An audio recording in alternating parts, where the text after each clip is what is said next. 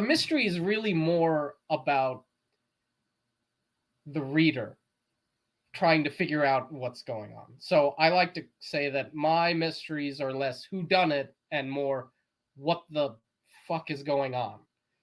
So there are clues, there are pieces, there's plot pieces, there's character pieces here that once you read through it, you might not have noticed them before, but when you go back through it and catch a lot of the clues, you can figure out where the plot is going. Because these guys aren't detectives. They're not in any way able to solve a real mystery. And I want the audience to be in the same shoes as the characters. What's going on? Why is this happening? Why is this so irritating? And then eventually, as you slowly go through the book and try and piece things together, it sort of resolves itself.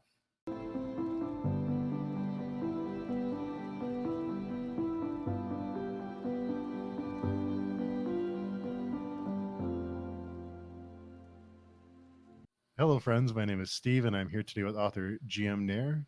Thanks for joining me today. Hello. Yep. Pleasure to be here. Yeah, Thanks for having me. Oh, of course. Yeah. I'd love to chat. And we were just talking before we went live about kind of questions that I had for you, and so I did some deep digging in all the scandals. I'm caught up on all the scandals, but okay, great. That's really most of my what's relevant about me is the terrible scandals that I've perpetrated across my life. So the first question I have for you, which is a question you posted, is who do you think you are? Oh, I didn't think you were actually going to use the questions that I posed. All right, great.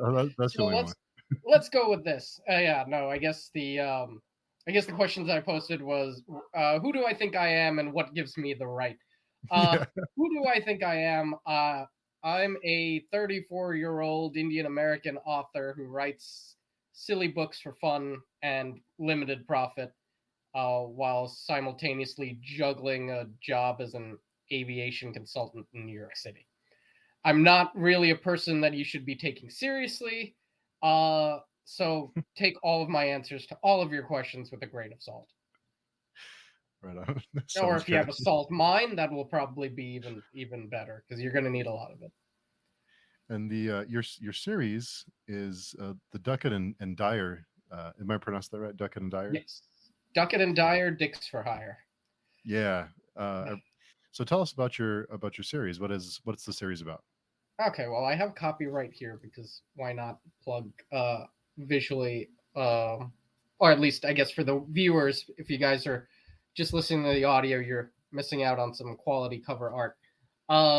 But this is my series, Duckett and Dryer, Dicks for Hire. It's a sort of sci-fi mystery comedy series, which is, the most profitable niche of all those three genres just mixed together. It follows two best friends who are kind of, on the outs, having grown up together and kind of lost patience with each other. When they find out someone's posting up ads for their detective agency that they obviously do not have. And this leads them through, the chaos of not only solving this mystery of who's telling people that they're detectives, but also some sort of bigger machinations that involve not only themselves, but all different versions of themselves across the multiverse. So it's a lot. It's a lot. Yeah, it sounds like it. Yeah. So that leads into one of the questions that Brianna left for us, which was, how do you manipulate humor? What's your method of transferring humor through text? So there's a lot of ways to do it, but I think humor just comes pretty naturally to me. For better or for worse, it's gotten me into a lot of trouble. But sometimes I just think of that as being an easier way to communicate. So it probably because of my upbringing, under a relatively strict Indian household where you had to, sort of follow the rules at all times, or else, dire consequences. But I found humor as a nice sort of innocent rebellion. So always taking, whatever comes at you and spinning it back in some sort of weird or unforeseen way that can usually garner a laugh or garner an emotion sometimes. So I try to infuse my books not only with that in terms of like quick one-liners or anything like that, but also try and keep the reader, constantly guessing and on their toes, which is, you know, maybe questionable if you're trying to enjoy a straight narrative. But I try to, twist the plot and everything in unexpected ways that should, if I'm doing my work correctly, shock people into uncomfortable laughter. So it's a bit of a balance of just telling jokes and making and throwing people into unexpected places, because that's what, to me, humor is. It's subverting expectations in the the weirdest or the funniest way. I think a lot of humor is timing. You have to have the right timing for humor to make it land. Are there methods that you use to make that timing in your writing? So yeah, that's, I mean, that reminds me of that old joke. Ask me what the secret to comedy is. What's the secret to comedy? Timing. It's timing. But yeah, it's hard to do timing in text because everybody reads at a different pace, or Mhm. everybody, might not parse everything exactly the same way. So writing comedy is a little harder than, if you were to watch it on TV. And I guess that's probably why um comedy books aren't really all that plentiful nowadays, or really much at all. At least in terms of, kind of standard joke pun setup punchline comedy. But I try to reread my books and jokes as much as possible, and if they still make me laugh, I keep them in there, because hopefully the timing will get ironed out, and I try to make sure that the way I structure the dialogue and balance it with the narration, there's enough of a pause in between your setup or punchline or witty one liner that maybe everybody else will get it too. Hmm. Do you have people in your life that you bounce ideas off of or kind of test that timing or those jokes or the humor on? So I have a couple of friends who, while they don't have the exact same sense of humor, some of them do, some of them don't, but they're useful sounding boards to say, hey, does this joke work, or is this dumb, or is this joke something I really should not put in out into the universe? Because sometimes I can be too much in the service of comedy and less in the service of, oh, maybe that's not a good idea.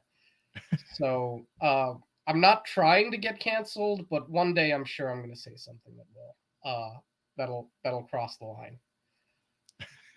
You just kind of you're just waiting for that day to come, huh? Yeah, I mean, yes, I am. If anybody wants to try and cancel me, please. I'm sure there's lots of stuff that I've let slip by accident in these books. I think most funny people find themselves in some kind of uncomfortable situation from time to time. I think that just comes with the territory. Yeah, no, it definitely does. But if you can see the humor in it, you can make it not uncomfortable. If you can make any awkward situation comfortable again. At least that's how I see, humor. It allows me some sort of control in my life, which I think we're all seeking on a day-to-day basis nowadays. Yeah, humor is very important now, and it keeps us from going insane. I think Yeah. so. It's very useful. So, in addition to being to humor, you also have mystery in your books too, and keeping readers guessing is tough because readers know a lot of the tricks that you're going to try and use. What Mhm. tricks do you use to keep readers like me guessing?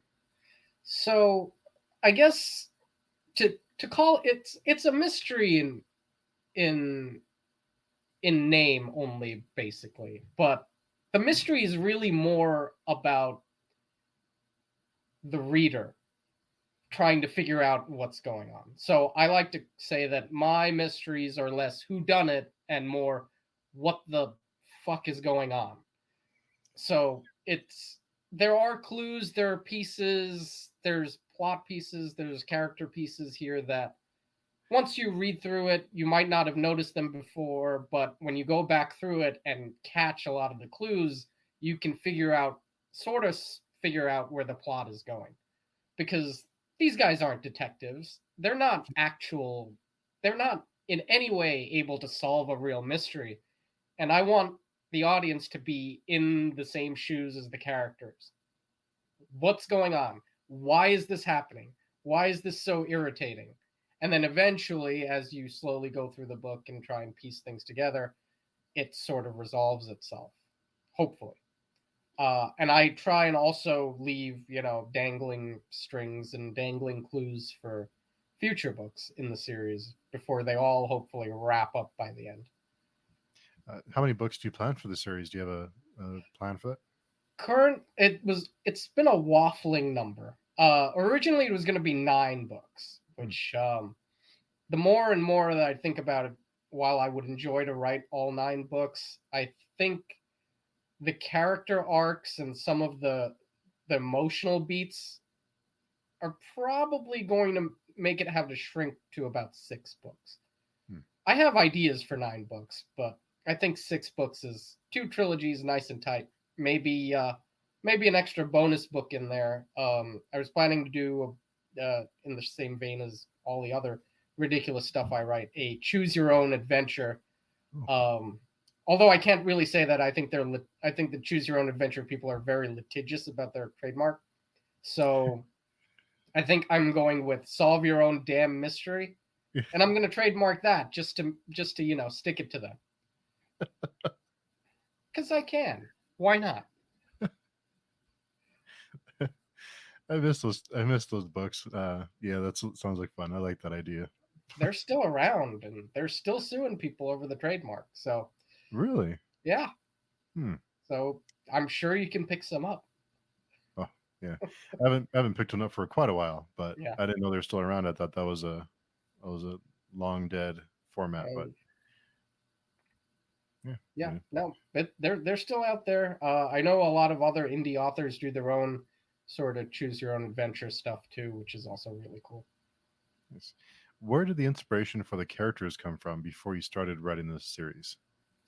Oh, well, that's the great question. The earliest genesis of this series goes back to I want to say 2007-ish, so quite a while ago, which I was doing an internship out in Seattle, and I had a boss who was named Michael Dyer.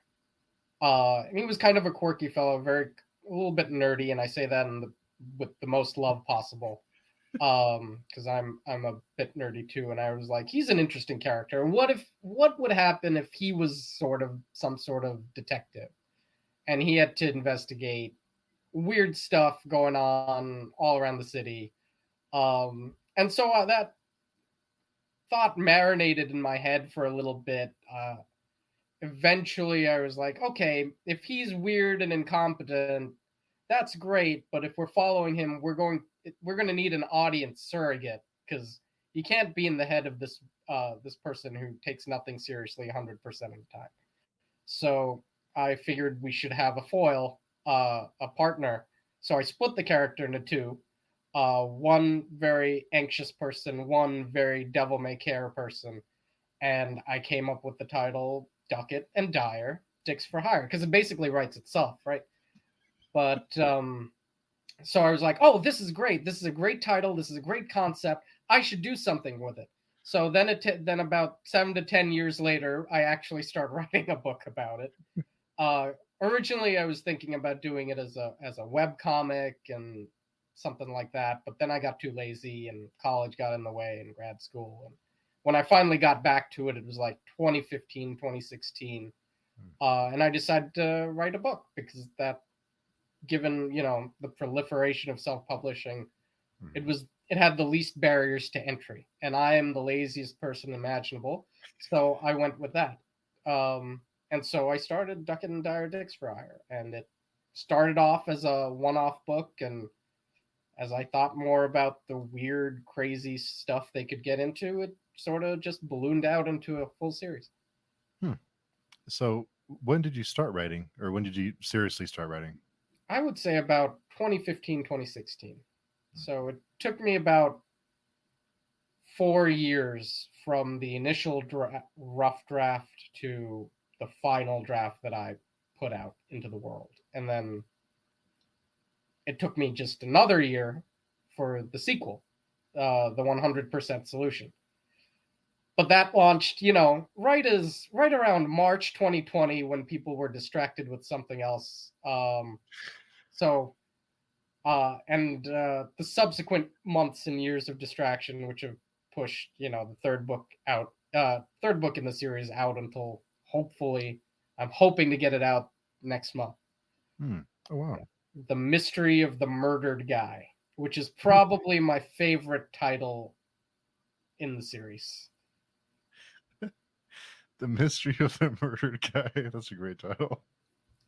I'm very proud of it. Yeah, as you should be. That's a great title. So, what do you enjoy about the creative process? I just find it very freeing because, and Duckett and Dryer is probably if you read it, you can see how freeing it can be, because I've read reviews and they're 100% completely on point with their statement when they say he just threw a bunch of crap at the wall and saw what stuck, and that's correct. Uh, I I've tried to make it as loose and as dynamic as possible, so there's something in there from every genre I like: fantasy, mystery, sci-fi, and all the tropes that are inherent in all of those genres taken in there and twisted in different ways. So yeah, I think the creative process is incredibly freeing and enjoyable. I love building these worlds and having them make sense and putting these characters through their paces, trying to deal with all of this crap. Hmm. And you said you self-publishing was one of the reasons you pursued writing the book, because the barrier for entry is less than obviously traditional publishing. Yes. What surprised you about that process of publishing the books? Honestly, the amount of control I had self-publishing was fantastic. I did try traditional publishing. I submitted the manuscript to several agents, but it's such a niche category, and comedy does not sell, and at least according to them, and I'd have to agree with them. But it's also a hard genre to market. But I felt like I had something there that I enjoyed, and was the first piece of work that I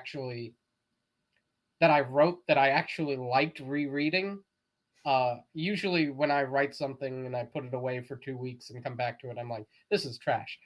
Throw it away, burn it, nuke it from orbit if you have to. I don't want to see it again. This is embarrassing. But this was the first time I actually laughed again at some of my jokes, and I was like, this is all right. This is not bad. You shouldn't be beat yourself up about it. You should put it out there. And so I was like, all right, why not? Why not put it out there?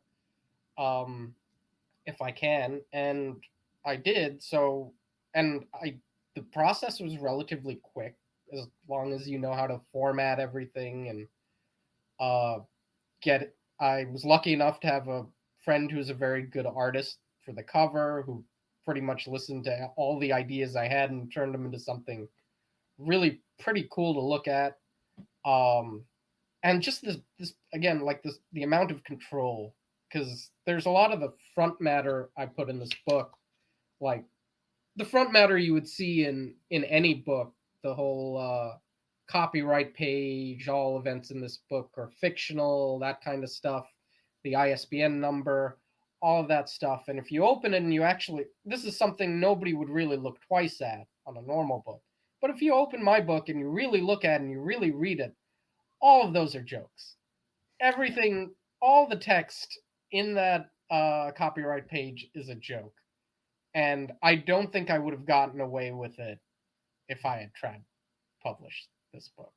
And sometimes those kinds of little things, you know, they're just for me mostly, but it makes me happy. And sometimes when people see it, they're like, okay, this is pretty funny.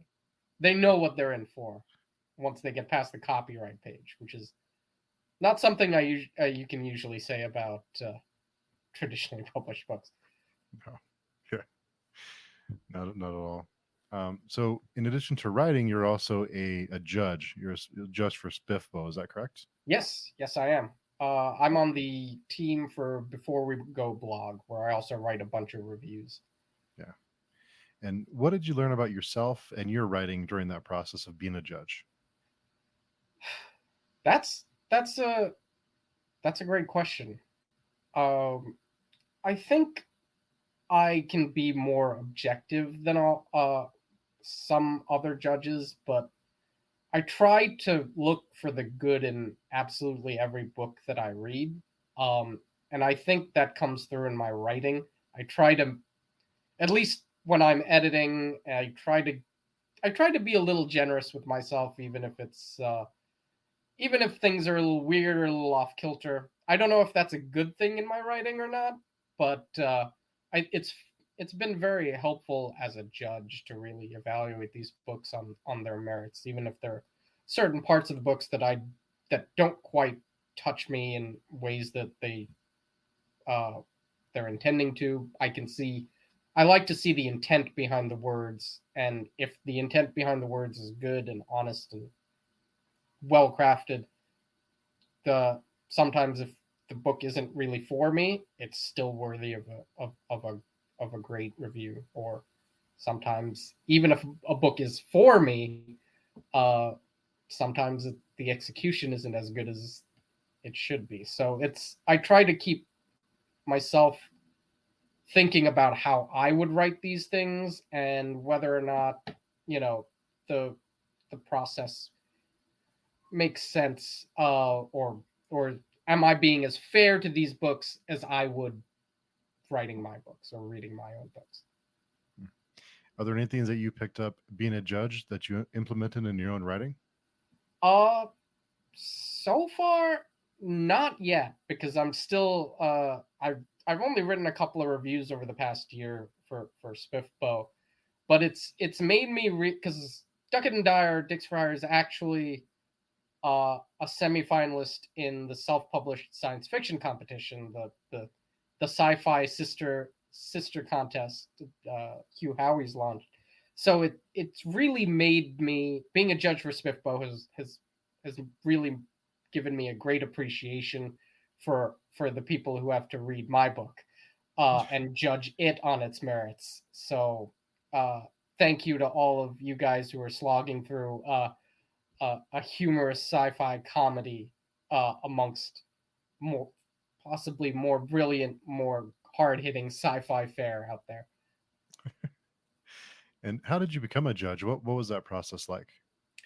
So Beth Tabler, who runs Before We Go blog, uh, has had me on, for my occasional reviews, and then she asked the group, I guess we have a Twitter chat, who wants to be a judge for SPFBO, and I was like, yeah, sure, why not? I'll do it. And then I realized how much work it was going to be, and I still went through with it to my credit, but it was basically just saying yes, and I think that's something I try to do a lot of in online or in terms of the self-publishing world. Say yes Mhm. to interviews, say yes to giveaways, say yes to writing reviews or being a judge. It it's nice to be part of that community, and if people see me out there doing these other things and want to check out my books by reading my reviews, more power to them, and hopefully they'll like what I'm putting out. Hmm.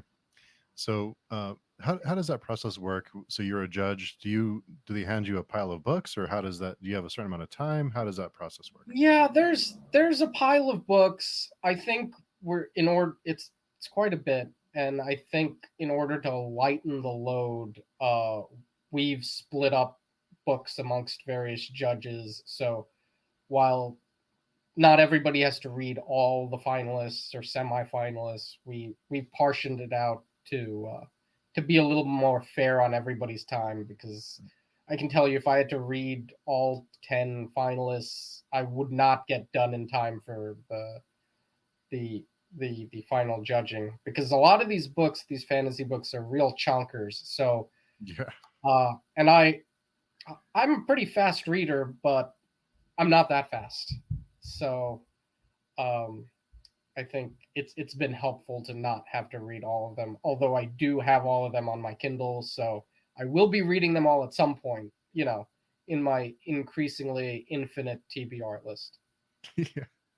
which I'm sure we all have. Yeah. It So, never gets smaller. It always gets yeah. bigger. And the So when Kindle you is and the e-readers, the Kindles, they're only like exacerbating the problem, because not now these books aren't really taking up space in your house. So it's easy to forget about what you have to read or what you said you put on the list, and just have it keep growing and growing and growing invisibly. So that's really nice. Yeah, it's nice because you can have any book within a few seconds, but it's also bad because you can have any book you want in a few Oh, seconds. yeah.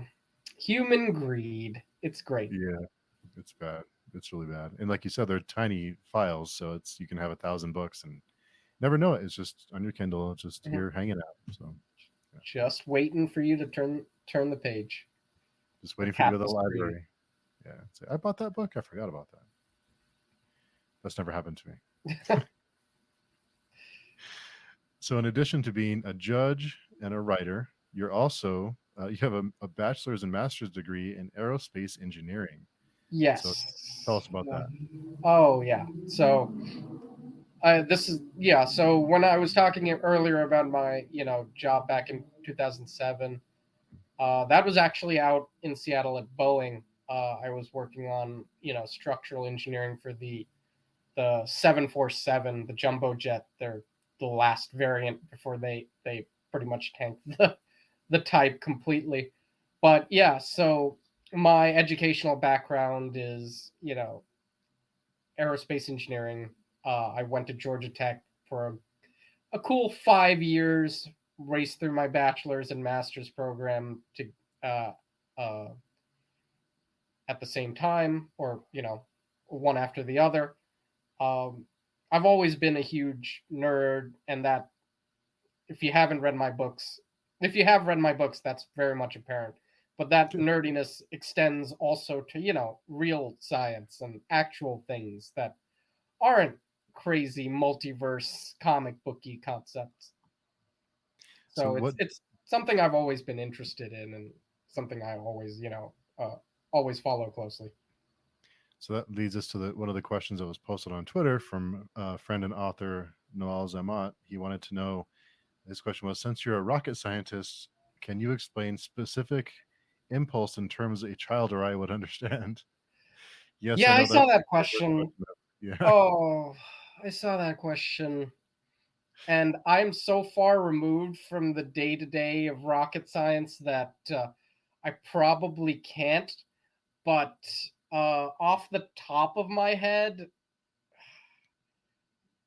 I think it's basically it's a measure of efficiency of a rocket engine, of how much fuel it can burn to accelerate the whole system. But I can't explain it in a way that a child or even I would understand. I just gave you a quick soundbite from what, I think it is. I always struggled with thermodynamics and specific impulse. That was not my thing. I ended up being more of a structures guy rather than a propellant guy. Although structures people are weird too. But yeah, unfortunately, I don't have an ABCs of rocket engines that I can give you. And I will have to commit harikiri over it and end my shame of claiming to be a rocket scientist and not knowing what, not having a instinctual command of what specific impulses. Hmm. So, what is it that you enjoy about structural engineering? Oh, well, I think it was easier. Mm. Honestly, I think it was easier. It came more easily to me than a lot of the thermodynamics stuff. That stuff clouded my brain and was really tough. Along with a lot of the fluid dynamics, that any dynamics really, even structural dynamics wasn't so easy. But structures, seem to be, they're, for lack of a better word, stable. If you hopefully stable at least. But yeah, I always found that sort of a grounding. It was aerospace. It was interesting, and it was also sort of the sort of building structural components, that stuff that just makes sense and feels right to me. I wish I had a better explanation, but it's more of just a feeling. Hmm. And it was kind of an architecture kind of feel, which I always liked. And I think it carries over into how I write as Hmm. well, because I try to build like a plot and character scaffolding to hang all of these weird things that I come up with onto, and just try and make everything tie out and make sense in the end. And I think that, that sort of engineering mindset really helped me in terms of writing my books. Hmm. And when you write your books, do you add in any scientific Easter eggs that only certain people would get? Do you I try to put? try. I try. There are some really deep cuts where I do some research and I try to say, okay, none of this really makes sense, but maybe I can put in something that kind of ties into real science. Just a little bit. And then I go, off the rails with it. So there's stuff in there that probably, if you really look into it, might make some sense. But I try to go as hands off with this science as possible. There are other books I have in the works that are more traditional science fiction, less humor, less out there, that I do try and, work actual science into, but those have not seen the light of day and might not for a while. Hmm. I've got I've got about 4 more books to write, so in the Duckett and Dryer series. So once that's done, look out for the hard science. With the harder science books, how much do you have to pull back and not to alienate people like me who don't know very little about those topics?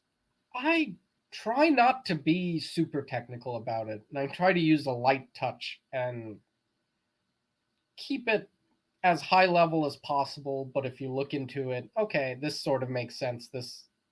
You're not going to see formulas or equations or anything like that in my books, but uh, you can at least to the point where if you're scientifically literate, you can say, okay, I can accept that.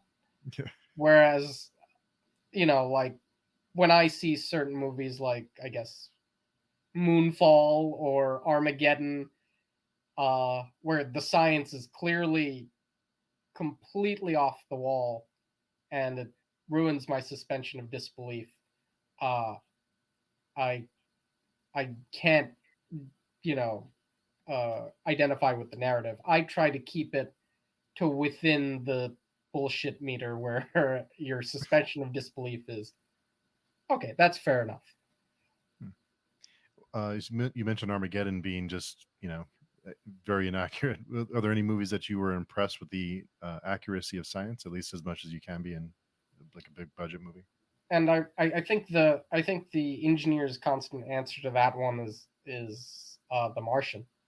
Hmm. Andy Weir's The Martian, because he literally did all of the math, and he he did the astrophysics, he did the orbital dynamics, he ran through all these numbers, It's pretty airtight. There's some minor fudge factors, but like by and large, that was pretty fantastic. That Gravity also had some fudge factors, but generally pretty good. Hmm, interesting. I haven't mentioned Gravity in a while. I haven't thought about that movie in a while. Oh, okay. But yes, Gravity. Yeah, I always wonder about that, like how accurate these movies are. If you know how much they're just for the sake of the story, and how accurate the science is. I mean, I try not to be too unforgiving. For me, if the story is fun and I'm caught up in the story, I give them a pass. If it doesn't make sense, fine, I'm having fun. Let's leave it. But the moment I start to feel that the story doesn't quite make sense or the execution is not right, okay, then I go into nitpick mode. And I'm like, let me savage this movie or this book as hard as possible because uh it brings out a part of me that isn't quite nice and I don't like to admit that I have. But if you get me with the story, you're good. Yes. And in addition to all these other things that you do, you're also an artist. I wondered if you can tell us about your artistry. Oh, I haven't been a real artist in a long time. I mean, by decades. I've drawn a little bit here and there. I can sketch. I've put some little funny little cartoons up on my website, but I haven't done real art in quite a while. I mentioned Duckett and Dryer was supposed to be a web comic, Mhm. and once I found out how much work it would take for me to improve my artistry to the level of quality that I'd be comfortable producing a webcomic, I immediately gave up and went the book route. Um, but yeah, no, I haven't drawn in a while. I usually doodle as a hobby, but yeah, my art isn't something I've kept up with, and it's something Hmm. I regret. But but you know, maybe one day I'll get back to it. I'm Okay, yeah. never too old to start. No, of course not. And I did read that you were part of a sketch group, and I wondered what is a sketch group? Yeah, you're making it sound like I do too many things, and you're correct. Yeah, I was also part of a sketch comedy group here in New York City, pre-COVID, of course, because post-COVID, live events have been increasingly not a thing. Yeah. But every month, me and a group of comedians from the New York comedy scene would sort of get together, pitch sketches to each other, write out little 3 or 4 minute beats, and then put on a show at the end of every month with all new material every month for the entire year. And I think I did that for about 3 4 years. And it was a lot of fun. It's a lot of work, and it takes a lot of time. And Mm. the older and older I get, the less and less time I have. So I've moved away from sketch comedy, and I do have a lot. Um, I have a lot of love for it, but I don't have the time anymore if I'm going to do, you know, my regular day job writing these books as well as balancing all the normal day-to-day stuff for, you know, my social life and my sanity. Unfortunately, I had to go, but I loved every minute of everything I did and everything I wrote. And I think I put up some of the scripts on my website of a few sketches that I was particularly proud of. But and if you dig in on the internet somewhere, you might find some of the videos of a lot of our sketches. But you know, I'm not gonna plug that here just now. Challenge accepted. Yeah, go for it. Yeah. Go for it, everybody. Find the content. Find the content. Find the content. The internet never forgets. Oh yeah, no, of course not. Nor So should it. no. And another thing that I've noticed you did is you've written for the History Channel's Join or Die by Craig Ferguson. And what was that experience like? Oh wow, yeah. That was also during my sketch comedy days.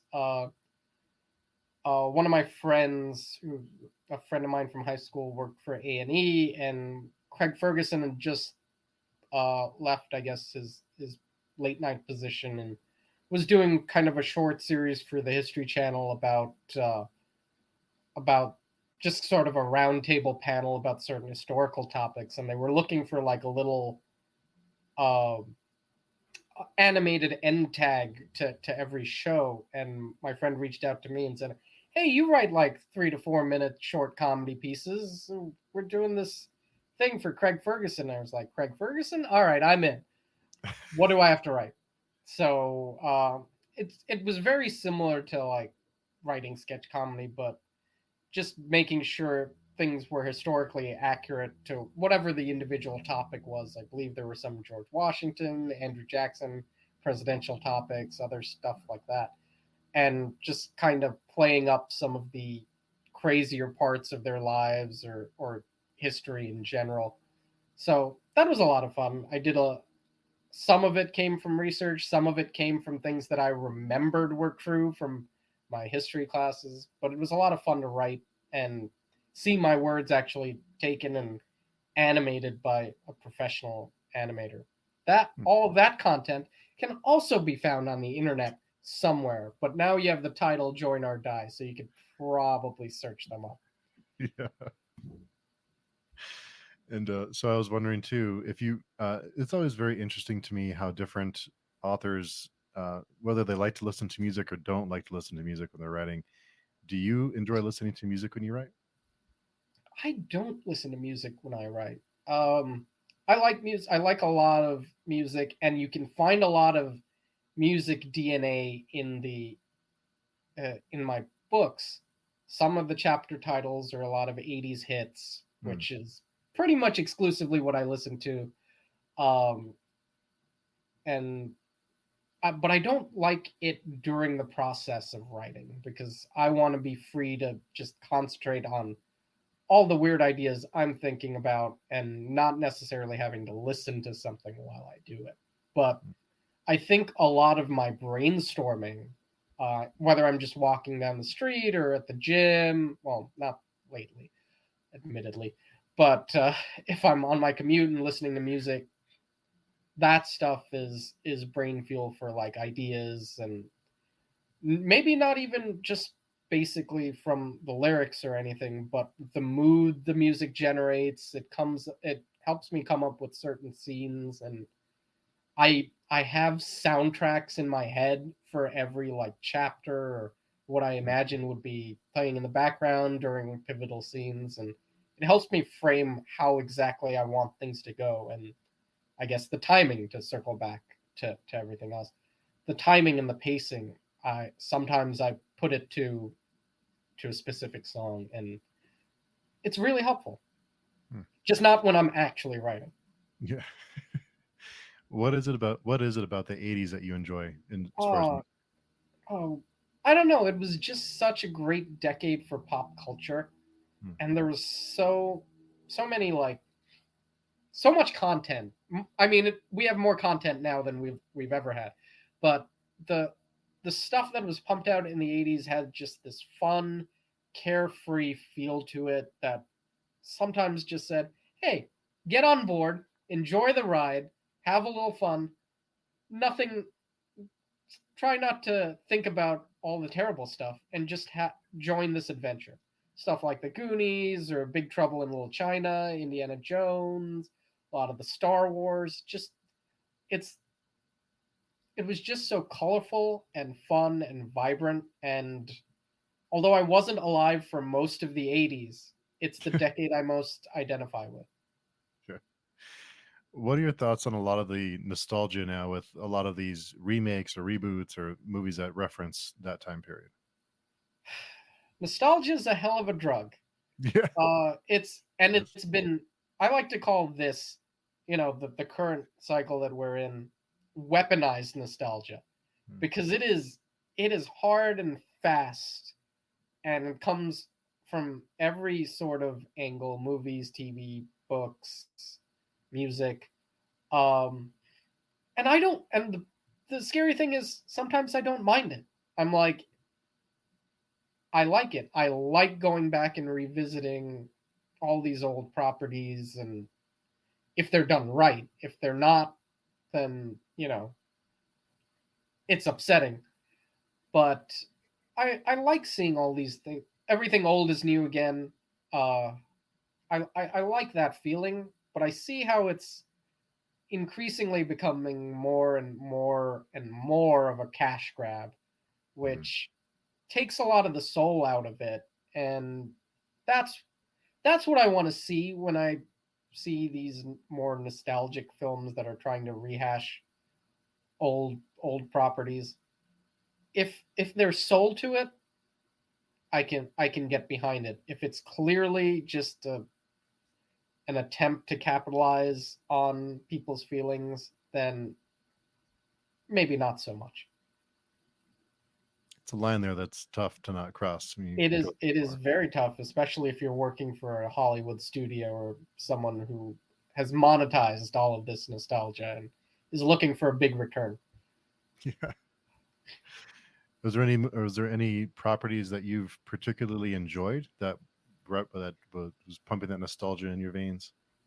I think I mean, I'm a big Star Wars fan, and the they've they've had some hits and misses in the past couple of years, and Star Wars fans are notoriously touchy about Star Wars, and you can tell a good Star Wars fan by how much he or she hates Star Wars.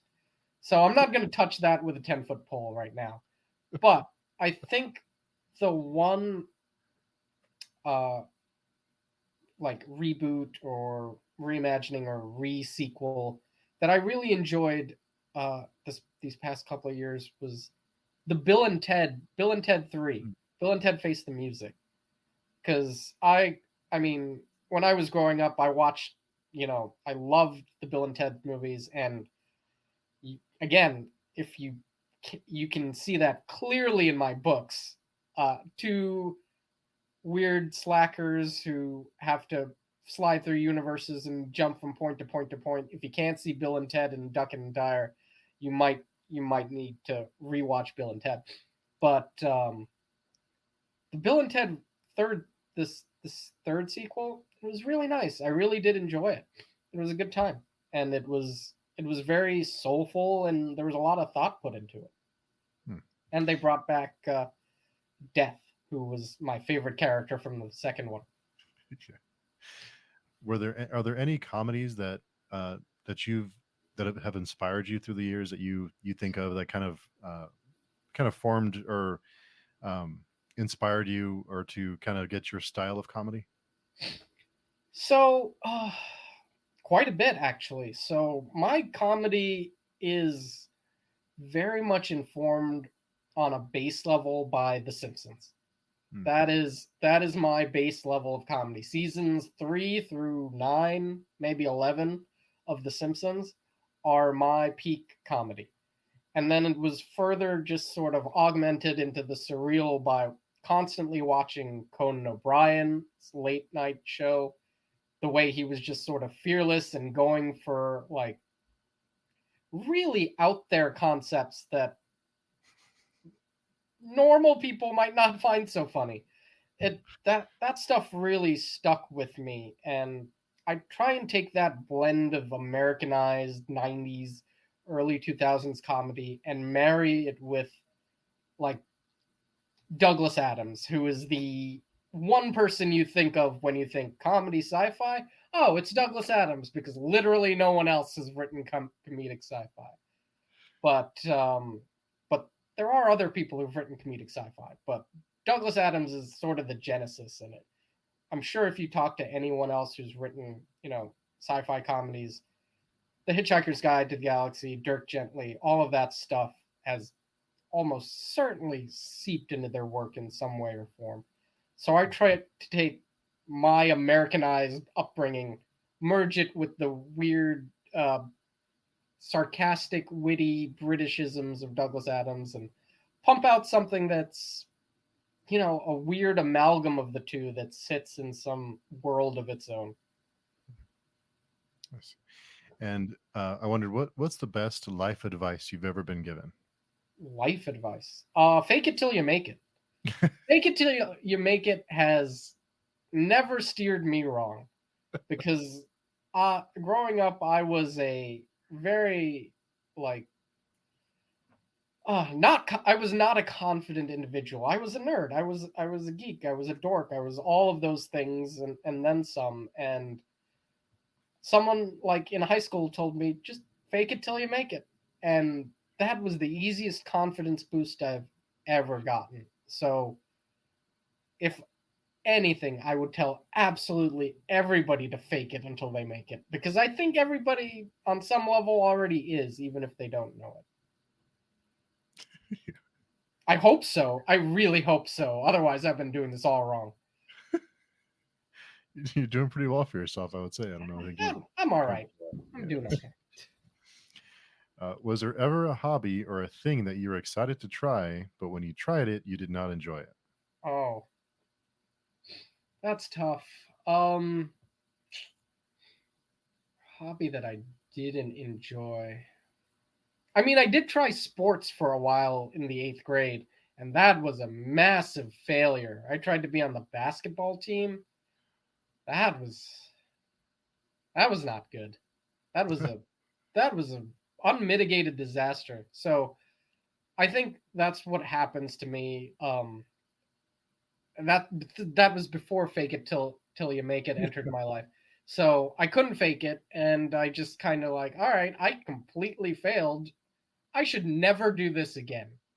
And I think I subconsciously do that to a lot of other things in my life. Or like, well, if at first you don't succeed, give up entirely and go do something else.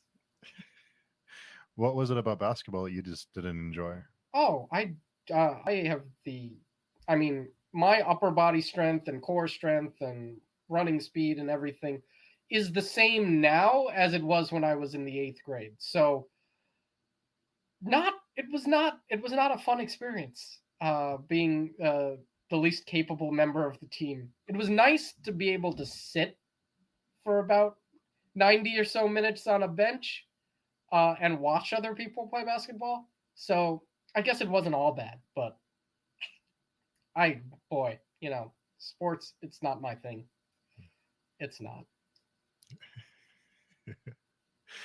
So I have a couple more questions for you. Sure. One of them is I recently talked to author Halo Scott, and we discussed jelly beans. And Halo likes to take just a fistful of jelly beans and throw them, eat them all at once.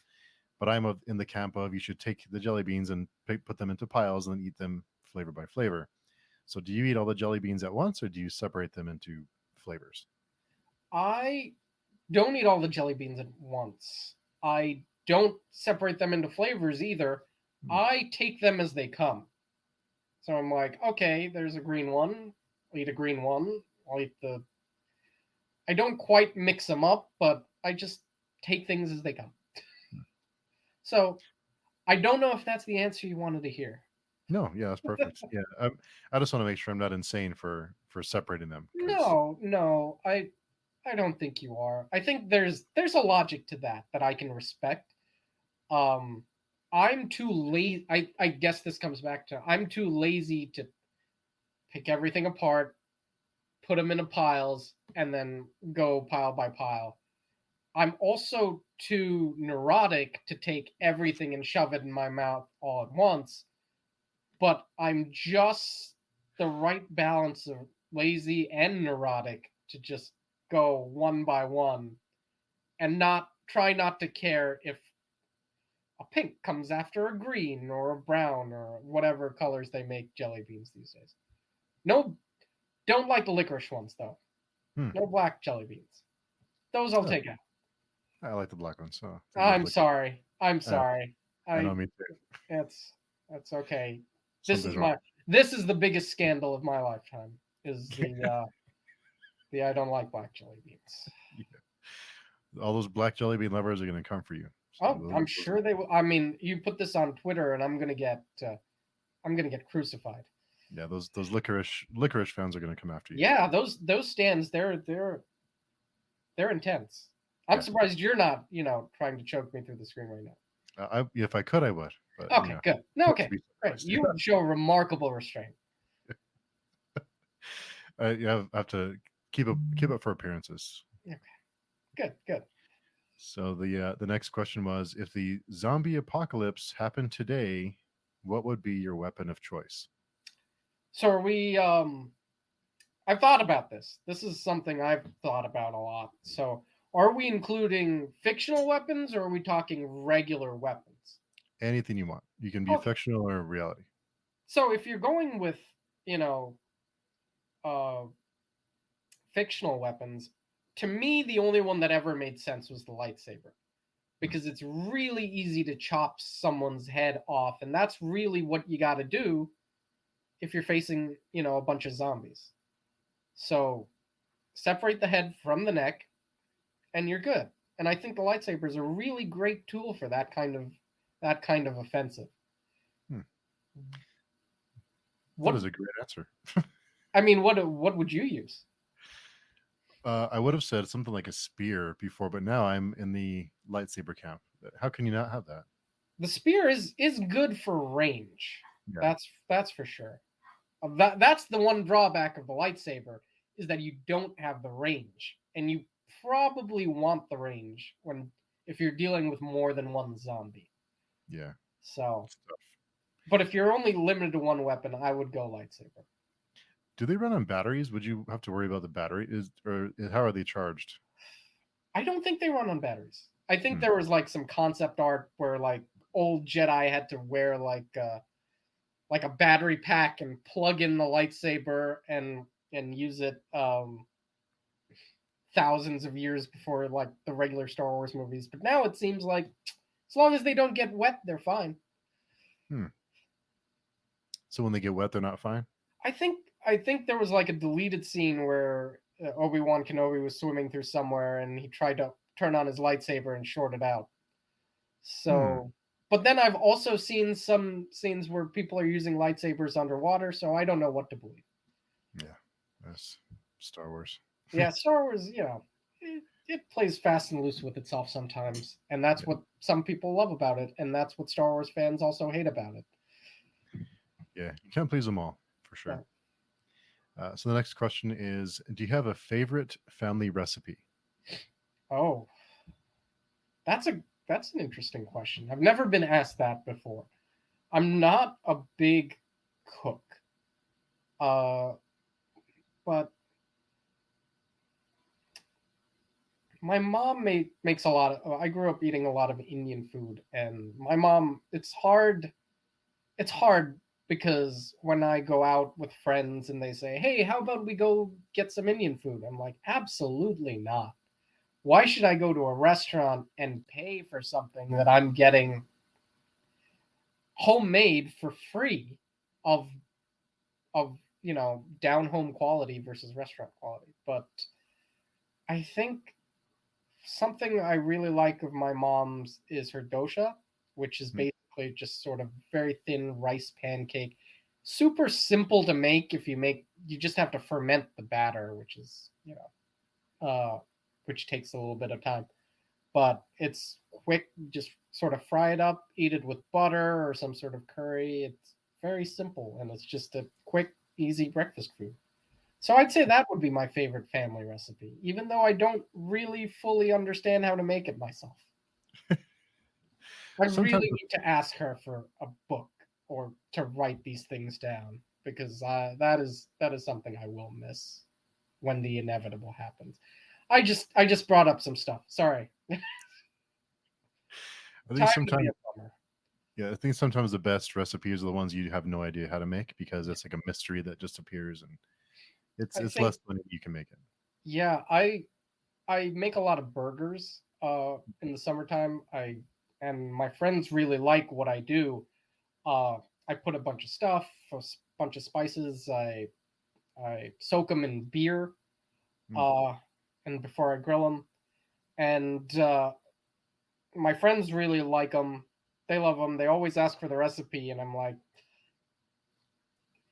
the secret ingredient is love. Because I have no idea what the actual ingredients are. I'm like, okay, there's a little bit of this, there's a little bit of this, this is some powder, and there's beer. Beer made it good. As it usually does. So the next one was, what was your first job? So my first job was the one at Boeing. Actually, that was my first actual job. Interning at Boeing, I spent two summers and a little bit more interning in Seattle, working on the structural components for the 747-8.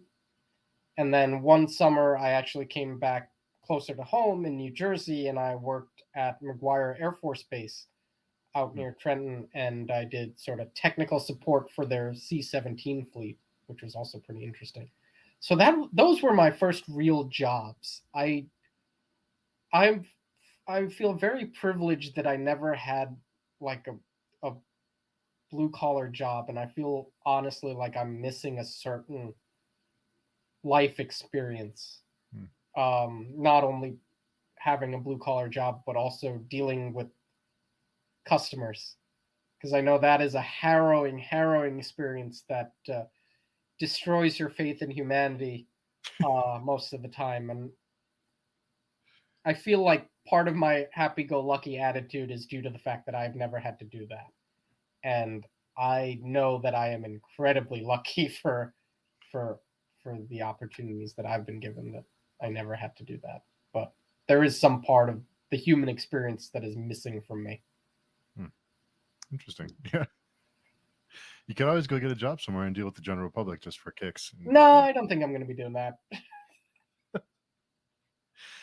So the last question, the one that I like to ask all of my guests, Okay. is if the roles were reversed and you were in my position, was there a question that you would have asked that I did not ask? Oh man, that is a question. Because wow, that is a question. At my current job, I do a lot of interviews for uh, employees we're going to hire on, and that is the last question I ask all of them, because I'm like, okay, maybe I can use this as reference for the next time.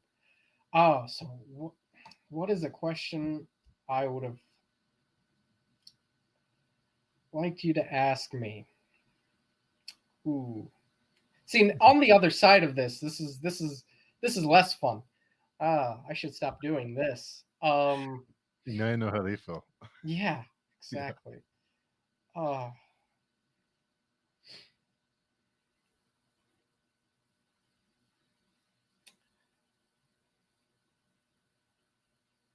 I guess the one question.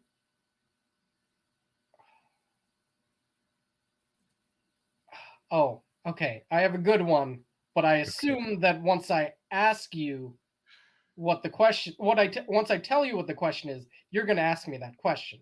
Yes. Okay, logically. So now I have to think about my answer to that question. Uh, Or you can just tell me the question and you can just answer spontaneously. I guess, but this is not something I can answer spontaneously, because I need to Mm. remember. Um, I need to remember what the answer is, because I once you see. hear the question, you'll know why. You know what? I'll just tell you the question. Uh, Okay. what's your favorite joke? Okay. What is your favorite What joke? is my favorite joke? I don't know. Oh, this is hard. Uh, What's the first one that comes to your mind? there is one that I really like, and I need to. It's it's either a one of those walks into a bar jokes, or it's a knock knock joke. Um, oh yeah, here's a good one. I have a great knock knock joke, but you're going to have to start it. Knock knock. Who's there?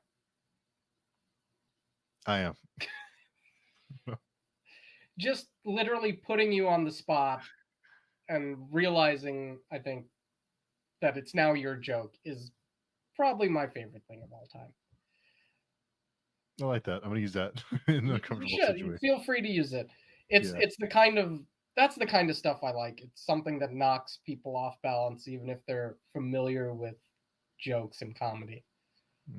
But so feel free to knock as many people off balance as you can with that. Yes. Good icebreaker for sure. Yep. It's a good one. Yeah, that's a good one. So Okay. you got me with that question. You turn the tables on me. So if someone wants to connect with you, where's the best place to find you? So you can usually find me trolling Twitter. Uh, I'm always, checking that and trying to come up with witty one-liners to post. So that's you can find me at Ganesh Nair. That's GANESHNAIR. Or you can find a bunch of stuff on my website, which is ds-df.com.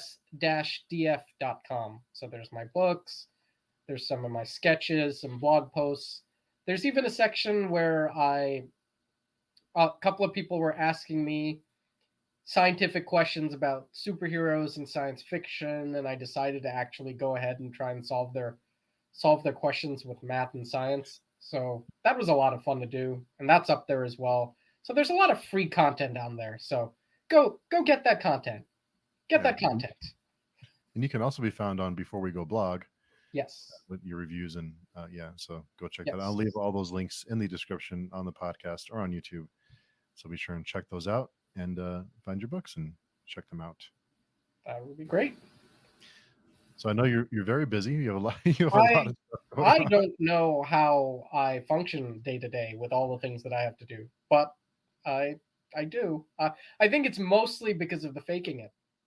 Uh, Oh yeah. maybe I don't actually have a lot to do, and I'm just faking it. I've never really thought about that.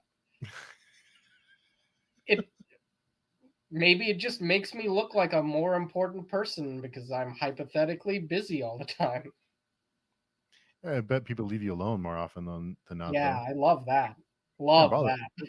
Yeah, it's like I'm way too busy for that. I can't make it. Yeah.